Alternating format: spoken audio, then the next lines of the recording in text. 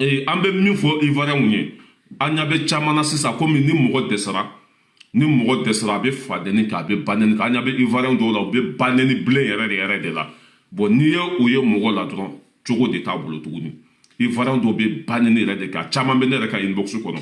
u bɛ weleli kɛ ka fadeni kɛ ka baneni kɛ ni kɔni ka président tɔgɔ b'i da kɔnɔ dɔrɔn missanzɛri kɔnɔ ni donna dɔrɔn i bɛ baneni de sɔrɔ yen n'i y'u ye mɔgɔninfin na dɔrɔn u dɛsɛra de yan'aw ka wuli k'a bɛ dɔ fɔ mali ma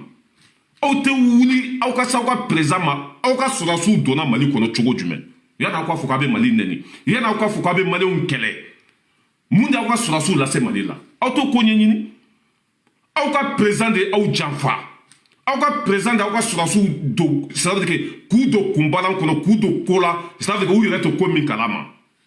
ne bolo aw tun kan ka kɛlɛ de kɛ aw ka président Alassane Dramane Ouattara a ka tiɲɛ fɔ aw ye fɔlɔ aw tun kan k'o kɛlɛ de kɛ fɔlɔ mais aw ma Alassane ɲininka ka wari di mɔgɔ dama ma dɔrɔn olu bɛ bo fara la karew kɔnɔ u ka sɔrɔdasi 49 ka bila mais aw tɛ ko yɛrɛ ɲɛɲini fɔlɔ yanni ka jigin i bin yɔrɔ la i talonna yɔrɔ min na i tɛ jigin o la sɔrɔdasiw ninnu nana mali kɔnɔ cogo jumɛn jɔn de y'u bila ka na u nana condition jumɛn kɔnɔ aw tun bɛ jɔn ka baara la ne tun bolo ivoirien tun kan ka tagama Alassane de contrôle la fɔlɔ ka ko dalu sɔrɔ ka ko ɲɛɲini n'a y'a sɔrɔ a nɔ b'a la aw ka gɛn ka bɔ yen n'a y'a sɔrɔ a nɔ t'a la i y'a faamuya b'a la mɔgɔ minnu nɔ b'a la a bɛ sɔrɔ k'olu kɛlɛ mais an ɲɛ bɛ mɔgɔ dama dama de la carré kɔnɔ Maranba ka concert tɛ kɛ dɛ Sidiki Jabate ka concert tɛ kɛ dɛ nin tɛ kɛ dɛ olu ka sɔrɔdasiw ka bila dɛ u bɛ taa Mali ambassade la cɛ wulu bɛ kule sugu bɛ jɔ mandat dara ka sɔrɔdasiw kan o bɛ fɔ kaso bɔnba la a cɛ tɛ min bɛ se ka n'u bɔ kaso la a tɛ yen a mɔgɔ tɛ yen min bɛ se ka n'u bɔ kaso la an y'u bila ka taa fɔ kaso bɔnba la o bɛ ka da dugu ma hali dɛbɛ tɛ yen o bɛ ka da dugukolo de sanfɛ hali dɛbɛ tɛ yen hɛrɛ bɛ si hɛrɛ bɛ tile yan'a ka fɔ k'aw bɛ n'anw kɛlɛ k'anw faw nɛni k'anw ba nɛni jɔn de aw ka sɔrɔdasiw lase tɔɔrɔ ma aw ka jamana ɲɛmɔgɔ bɛ yen aw tɛ kɛlɛ kɛ o ka tiɲɛ fɔ aw ye aw tɛ ka se aw ka ɲɛmɔgɔ ma kun jumɛn de la a ye ninnu bila ka taa mali la aw tɛ k'o ɲɛɲini k'aw bɛna jɔ aw ma de ko aw y'aw ka sɔrɔdasiw minɛ an taar'u minɛ Côte d'Ivoire de yan an taar'u minɛ Côte d'Ivoire de wa n k'olu de nana se anw ma a mɔgɔ min y'u bila ka na pour que aw tɛ taa o tigi kɛlɛ a y'u bila ka na kun min na k'o fɔ aw ye mais aw bɛ na dɔrɔn ni Alassane tɔgɔ b'i da kɔnɔ dɔrɔn i bɛ dulɔ minna ala juguw mɔgɔlankolon dɔw de ye o b'i ta i ka inbox la o b'i fa nɛni o b'i ba nɛni cɛ o tɛ foyi bɔ nin ko la kaso bonba direct ka tila ka gogoro k'a la k'a datugu ni min falen b'a ba sinji la i ɲɛsin mali ma an bɛ bɔ planète sanfɛ ça veut dire k'an bɛ satanden Poutine ye satanden min di an ma fitini min bɛ an bolo an b'o de bila ka taa Côte d'Ivoire dɔrɔn i y'a faamuya b'a la ka gazi ça veut dire ka mugu don aw bɛɛ nun kɔnɔ yen nɔ i y'a faamuya b'a la yan'aw ni o mura n'o fɛnw ka ban ɲɔgɔn na o b'a sɔrɔ anw avancera quoi han n ko a ka bon hakili ma aw ka président kunturu de ye aw janfa ka mali janfa k'a bɛ n'anw ka mɔgɔw faga aw ma se aw ka président ma aw ma kɛlɛ kɛ pour que aw ka président ka tiɲɛ fɔ aw ye aw ma kɛlɛ kɛ pour que aw ka sɔrɔdasiw ninnu bɔ kun dɔ Côte d'Ivoire ka na mali kɔnɔ fɔ aw bɛ n'aw jɔ de ko 49 soldats minnu minɛna mali kɔnɔ mali binna o kan o tɛ jugu sagoya ye ala ka hinɛ aw la k'aw dayɔrɔ sumaya ninnu bilatɔla tɛ ka tila k'a fɔ aw ye yan'aw ka jɔ ko 49 soldats Babo ka sɔrɔdasiw bɛ Alassane bolo plus de 1000 soldats sɔrɔdasi 1000 o bɛ Alassane bolo depuis 2013 a y'u minɛ k'u don kaso la ko Babo tun y'u formé de k'ale ka fanga tiɲɛ ko Babo tun y'u formé de ko ka Côte d'Ivoire ci dalu t'a bolo foyi ka walidenw minɛ k'u don kaso la depuis 2011 Ivoiriens ma kɛlɛ kɛ nin na duradelen mɔgɔw ma kɛlɛ kɛ nin na Macky Sall ma taa delili kɛ o la ko Alassane ka walidenw bila ka bɔ kaso kɔnɔ o ma kɛlɛ mais Alassane ka sɔrɔdasiw minnu minɛna mali kɔnɔ i bɛ mɔgɔ Afiriki ɲɛmɔgɔw de ye dɛ comment s'appelle ko mun yɛrɛ o ka tɔn yɛrɛ tɔgɔ u ka tɔn bizarre in fo Ghana président bɛ tɔn min kɔnɔ CEDEAO i b'olu de ye dɛ 49 soldats u ka bila dɛ Assimi Goïta de non mɔgɔ dɔw de den bɛ Alassane bolo kaso la depuis 2011 a ye caman faga olu la pour ka taa olu bila olu tɛ mɔgɔ ye wa an bɛ Ivoiriens hakili lajigin dɛ Ivoiriens hɔrɔndenw k'a fɔ aw ye ko mɔgɔ dɔw den bɛ Alassane bolo de depuis 2011 Babou ka sɔrɔdasiw dɔw b'a bolo a y'u minɛ i n'a fɔ komi ale ka sɔrɔdasiw nana anw fɛ cogo min na ale fana y'u minɛ u de k'o tun bɛna ale ka jamana déstabiliser u tun bɛna coup d'état k'ale la aw y'an ta minɛ cogo min na ale fana ye Babu ka sɔrɔdasiw minɛ o cogo la depuis 2011 pour que aw tɛ kɛlɛ kɛ u ka walidenw bila olu tɛ mɔgɔ dɔw somɔgɔ ye mɔgɔ dɔw denw tɛ olu ye wa min ninnu b'an bolo an t'u bila dɛ soit Babu ka sɔrɔdasiw minnu b'a bolo a k'olu bila i y'a faamuya bala n'a ye olu bila an b'a ta bila n'o bɔra yen fana an ka zo minnu b'a bolo Bubu Sise Cɛma Iber Kulubali Karimu Keyita an ka mɔgɔ jugu bɛɛ dogolen b'a bolo ye n'a ye olu bila an b'a ta bila en tant que n'a ma olu bila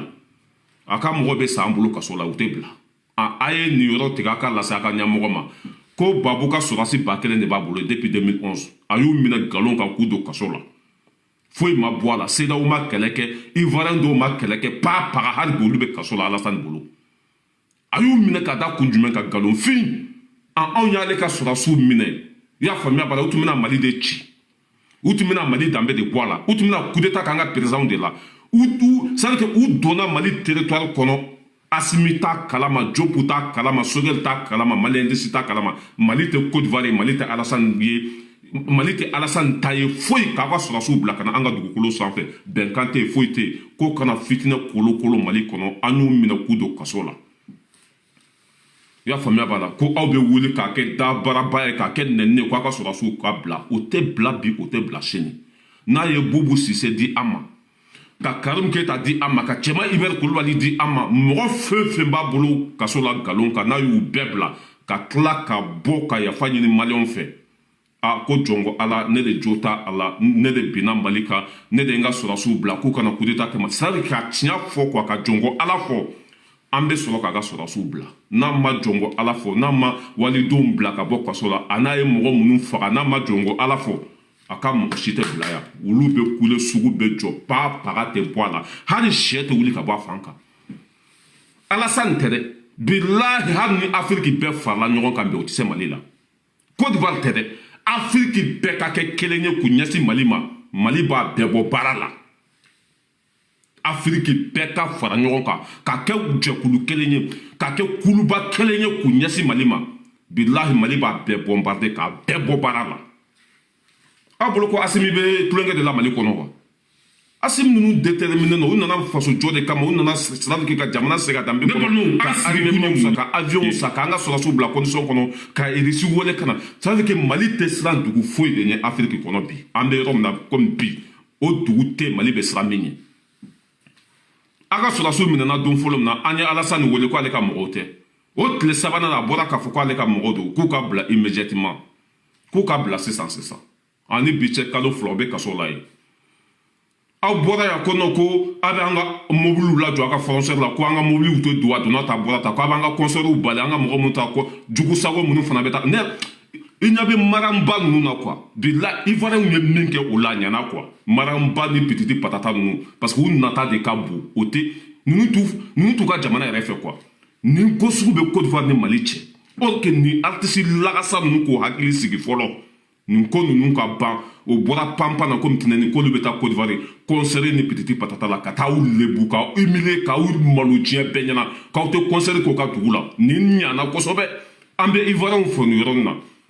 parce que hakilima bɛɛ hakili sigilen don waati la dɔnkilidala ɲɛnama bɛɛ depuis Mali ye nin sɔrɔdasi 49 in minɛ bilahi Mali mɔgɔ ɲɛnama bɛɛ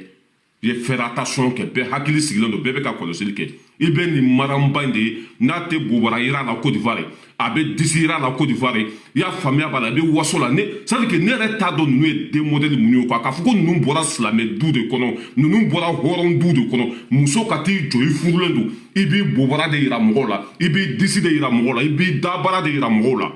o de la ne tɛ nin jali sugu ninnu fɛ diɲɛ kɔnɔ quoi Ala ye da cogo min na n'i ma taa waso ni bobara ye i bɛ taa waso ni disi ye i bɛ taa waso ni geli ye i bɛ taa waso ni nin ye a taara Côte d'Ivoire u bɛɛ émilé maranba ninnu c'est à dire que ne yɛrɛ tɛ n da don Mali nin degun bɛ Mali kan ça fait combien de temps nin degun bɛ Mali kan Assimi ninnu nalen san kelen bɛɛ bɛ Assimi fɛ maliyɛnw bɛ ka wari b'u kun bi ka bila faso trésor kɔnɔ bi ko Assimi ka kɛlɛkɛminɛn san ka di an ka sɔrɔdasiw ma e ye Mali artiste jumɛn de ye n'u taara concert kɛ ka wari ta ka di faso ma e ye artiste jumɛn ye or que diɲɛ jamana ɲɛnama bɛɛ la ni gɛlɛya bɛ jamana kan artistes bɛ fara ɲɔgɔn kan de ka taa concert kɛ ka wari don malo la ka di fantanw ma walima ka wari don armée la ka di an ka sɔrɔdasiw ma mais e ye Mali artiste jumɛn ye n'o ye nin hakilina ta n'o ye nin dɛmɛ ta ka ɲɛsin Mali ma olu kɔni bɛ fɛn o fɛn fɛ ka wari di olu ma k'a kari u kɔnɔ mais faso mago tɛ faso la nin yɔrɔnin ne bɛ Ivoirien fo dɛ Ivoirien ye Marambaga concert k'a saboté i y'a faamuya b'a la k'u bari concert la aw ni cɛ aw ni baraji nin ɲana parce que ni mɔgɔ kɛra banabagatɔ ye k'a kɛ jugu sago ye k'a kɛ miiribali ye i bɛ don nin erreur sugu nin de kɔnɔ e petit dɔ in kan tɛ taa tiɲɛna hara ma miyɛ kan tɛ taa bali ne tun bolo Mali artiste bɛɛ tun kan k'i hakili sigi o ye kan tɛ taa bɔ a ma yan hali o ma miyɛ aw de taara panpana han an bɛ taa Côte d'Ivoire de an bɛ taa Côte d'Ivoire de an bɛ taa ta an bɛ taa ta a kana t'u ka concert k'aw ka dugu la yen dɛ a y'u bɛɛ gɛn a jugu sago fɛn fɛn mana t'aw bolo ko concert a y'u bɛɛ gɛn ka bɔ yen race balayira de l'homme tranquille depuis Paris n'a bɛnna min ma o don n'a ma bɛn min ma sanpɛrɛn k'i kun ci an bɛ ala ta de fɔ ko min bɛ Mali ni Côte d'Ivoire cɛ bi hali ni Côte d'Ivoire bila Mali sorti de la an tɛ se yen ko min bɛ Côte d'Ivoire ni Mali cɛ bi hali ni Côte d'Ivoire sigi Mali camancɛ de la ça veut dire que n b'a pousser ka bɔ yen mais c'est vrai que u bɛ wari sɔrɔ cogo min na a bɛ taa ten quoi u bɛ wari sɔrɔ cogo min na a bɛ taa ten Maramba ni fɛn u bɛ ça veut dire que miliyɔn bɛ tile ka d'u ma mais n'i y'a d'u ma dɔrɔn a bɛ taa ten parce que u ma sɛgɛn a la n'i ma sɛgɛn wari la ka wari sumalen sɔrɔ ka wari sɔrɔ fufalaki a wari barika de t'a la baara kɛ jaliya tɛ ça veut dire que jaliya tɛ siya ye jaliya même a ye baara kɛ sa n'i ye nin fɔ i b'a nin fana bɛ digi dɔw la ça veut dire que Maramba in yɛrɛ quoi n'i ye ça veut dire que Maramba in ne bɛ se k'a fɔ ni n y'a ka photo dɔrɔn n bɛ tɛmɛ a la de Maramba ni ne y'a photo dɔrɔn n bɛ tɛmɛ a la parce que mɔgɔ mana kɛ bɛ waso ni ça veut dire que ka waso ni lebu de yɔrɔ minnu kan ka to sutura la ka fini dafalen don ça veut dire que hɔrɔnmuso yɛrɛ hali ɲɛda man ka ye silamɛ muso ɲuman hali ɲɛda man ka ye mais muso mana pantalon serelen don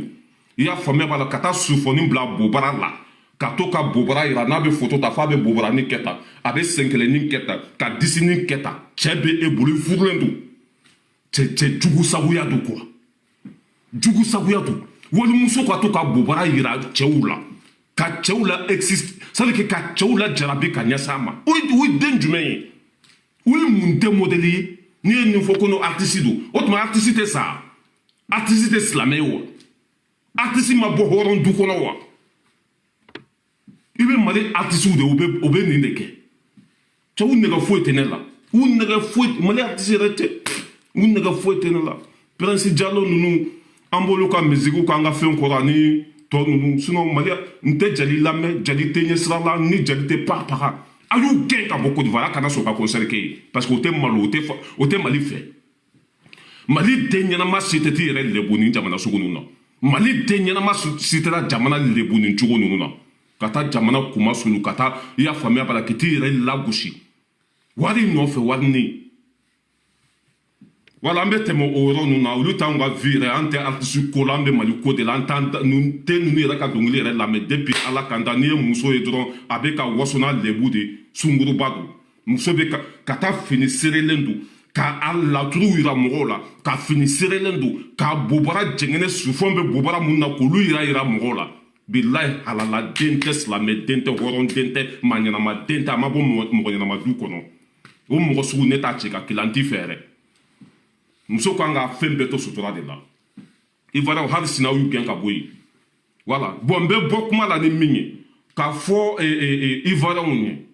mɔgɔ dɔw den bɛ Alassane bolo depuis 2013 depuis 2011 mɔgɔ dɔw de den bɛ Alassane bolo depuis 2011 a y'o kɛlɛ kɛ fɔlɔ comment ça s'appelle jɛkulu min ye sanction bɛ Mali kan jɛkulu lagasa yɛrɛ n bɛ to ka ɲinɛ tɔgɔ kɔ jɛkulu lagasa min ye sanction bɛ Mali kan CEDEAO a mɔgɔ dɔw den bɛ Alassane bolo depuis 2011 mɔgɔ 1000 ni kɔ Babo ka sɔrɔdasiw Alassane y'u minɛ nkalonfin kan k'u don kaso la hali bi a tɛ k'olu bila a bɛ ka caman faga olu la olu ma bila n'an ma olu bila an t'a ka sɔrɔdasiw bila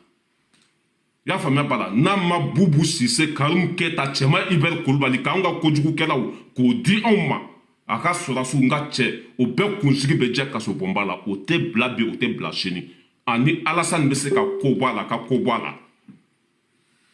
c'est ça Ivoirien mɔgɔ dɔw de den bɛ Alassane bolo kaso la o tɛ nin kuma fɔ mɔgɔ si tɛ nin kalama mais walidenw de b'a bolo kaso la depuis 2011 k'o tun bɛna coup d'état k'ale la k'o tun bɛna ale ka fanga tiɲɛ an ye fana ka sɔrɔsiw minɛ o cogo kelen de la u tun bɛna an ka coup d'état k'an ka président na u tun bɛna an ka jamana déstabiliser u tun bɛna mankan wuli an ka jamana u tun bɛna an ka mɔgɔw faga ko an k'o bila e ye dɔw minɛ nin cogo la e m'olu bila an ye e ta minɛ o cogo kelen na an b'o bila ka taa min o tɛ bila dɛ o tɛ bila bi o tɛ bila sini voilà n bɛ bɔ vidéo kɔnɔ pour que vidéo kana janya ka Asimi fo baara tacogo ka ɲi an